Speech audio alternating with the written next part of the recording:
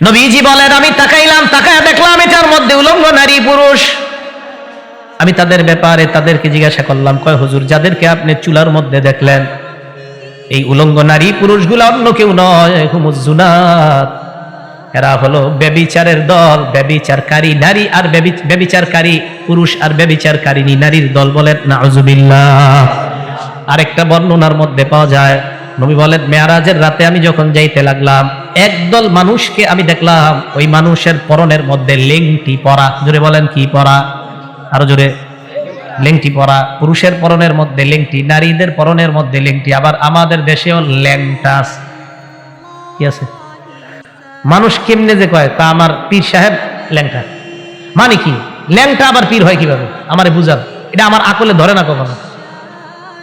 আমারে যদি 10-12 লাখ টাকা দিয়ে আপনি হাজারো বুঝাইতে চান, না আপনি বুঝতে হইব ল্যাংটা পীর হয়, অসম্ভব। এটা কেমনে পীর হয় ল্যাংটা?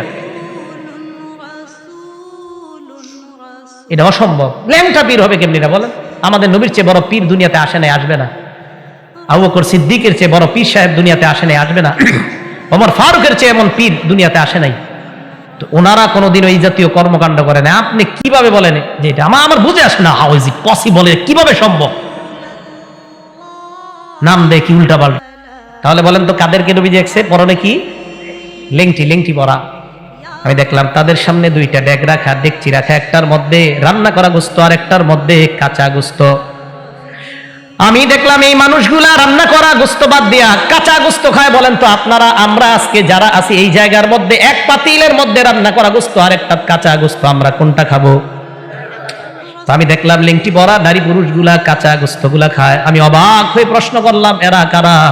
জবাব দেয়, ইয়া রাসূলুল্লাহ, এরা তারা যারা নিজের হালাল বিবি ঘরে থাকার পরেও অন্য মেয়ের সাথে পরকিয়া করত, যারা নিজের হালাল স্বামী থাকা সত্ত্বেও অন্য পুরুষের সাথে সম্পর্ক করত, যাকে বাংলায় পরকিয়া বলা হয়।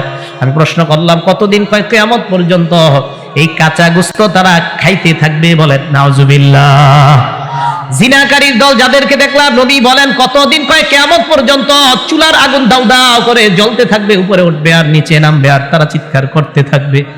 আল্লাহ আমাদেরকে এই জাতীয় অপরাধ কর্মকাণ্ড থেকে বেঁচে থাকার তৌফিক দান করেন। বলেন আমিন।